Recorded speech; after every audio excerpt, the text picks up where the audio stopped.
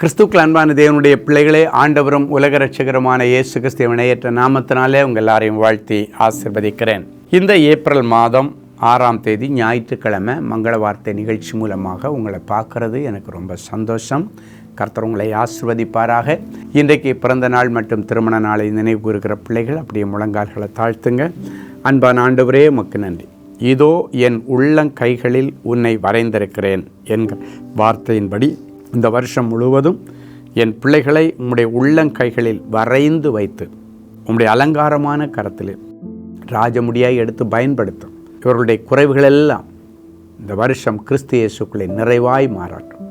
போகிற இடத்திலெல்லாம் கரம் பிடித்து நடத்தும். இயேசுவின் மூலம் பிதாவே, ஆமென். சரி, இன்னைக்கு நமக்கு என்ன மங்கள வார்த்தை?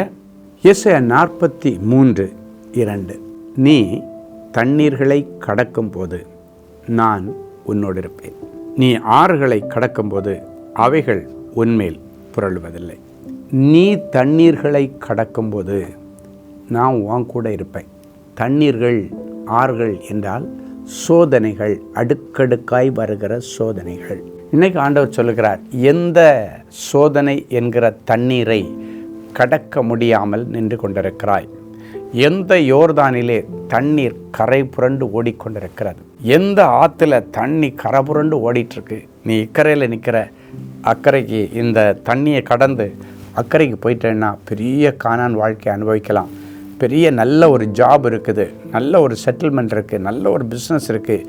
ஆனால் இதை தாண்ட முடியலையே அப்படின்னு இருக்கிற உன்னை பார்த்து ஆண்டவர் சொல்கிறாரு, நீ தண்ணீரை கடக்கும் பொழுது நான் உன் கூட இருப்பேன். அப்படின்னா அன்றைக்கு யோசுவாவும் இஸ்ரவேல் ஜனங்களும் அந்த யோர்தானுக்கு இக்கரையில் நின்று அக்கறைக்கு போனால் நல்ல ஆசீர்வாதமான பாலும் தேனும் ஓடுகிற நலம் விசாலமான வாழ்க்கை அனுபவிக்கலான்ற சூழ்நிலை வரும்பொழுது யோர்தானில் பிரவாகித்து வருகிற வெள்ளம் ஓடிச்சு. ஆனால் முந்தின நாள் அவர்கள் தங்களை பரிசுத்தம் பண்ணி கொண்டார்கள். அடுத்த நாள் காலையில் யோர்தான் பின்னிட்டு போச்சு. இன்றைக்கி ஆண்டவர் உங்களுக்கு அற்புதத்திற்கு ஒரு வழி சொல்லித்தராரு. உங்களை நீங்கள் பரிசுத்தம் பண்ணிக்கொள்ளுங்கள். அப்போது ஆறுகளை கடந்து அக்கறைக்கு சென்று ஆசீர்வாதத்தை அனுபவிக்க கர்த்தர் உங்களுக்கு உதவி செய்வார். ஒருவேளை அந்த ஆறுகளை கடக்க முடியாதபடிக்கு நீங்கள் பயந்து நிற்கிறீங்கன்னா ஆண்டவர் உங்கள் கூட இல்லைன்னு அர்த்தம். இன்றைக்கி ஆண்டவரே என்னை பரிசுத்தப்படுத்தும், என்னை தகுதிப்படுத்தும், என் இருதயமாகிய சிங்காசனத்தில் வாங்கன்னு சொல்லுங்கள். அவர் உங்கள் இருதயத்தில் சுமந்துட்டு நீங்கள் ஆறுகளை கடக்கும்போது ஆண்டவர் உங்கள் கூட இருப்பார். தண்ணீர்களை கடக்கும் பொழுது ஆண்டவர் உங்கள் கூட இருந்து பெரிய காரியங்களை செய்வார்.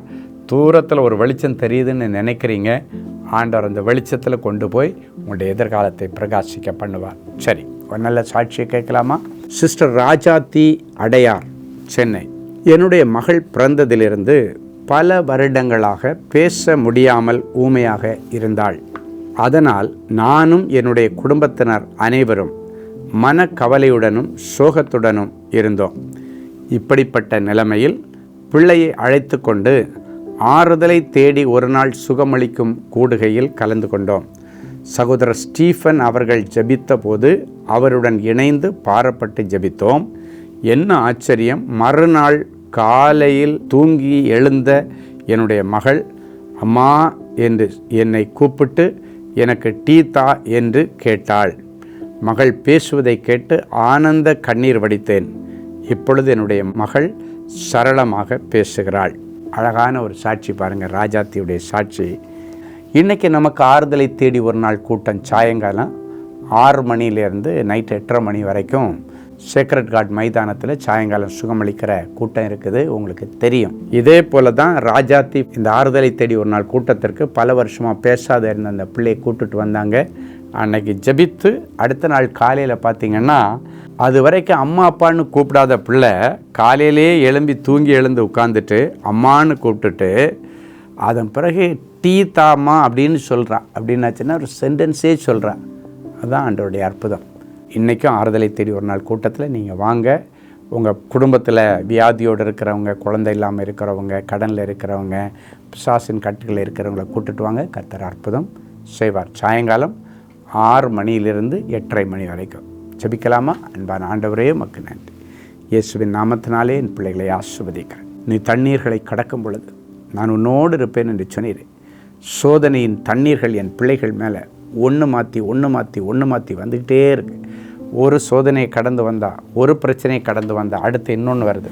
அதை கடந்து வர்றதுக்குள்ளால் இன்னொன்று வந்து இன்றைக்கி அந்த சோதனை ஆகிய ஆறுகளை கடக்க ஆண்டவர் இப்பொழுது என் பிள்ளைகளை பரிசுத்தப்படுத்தி இவருடைய சிங்காசனத்தில் நீரே அமர்ந்திருந்து என் பிள்ளைகளை உம்முடைய தோளின் மேலே சுமந்து கொண்டு அக்கறையிலே சேர்ப்பீராக.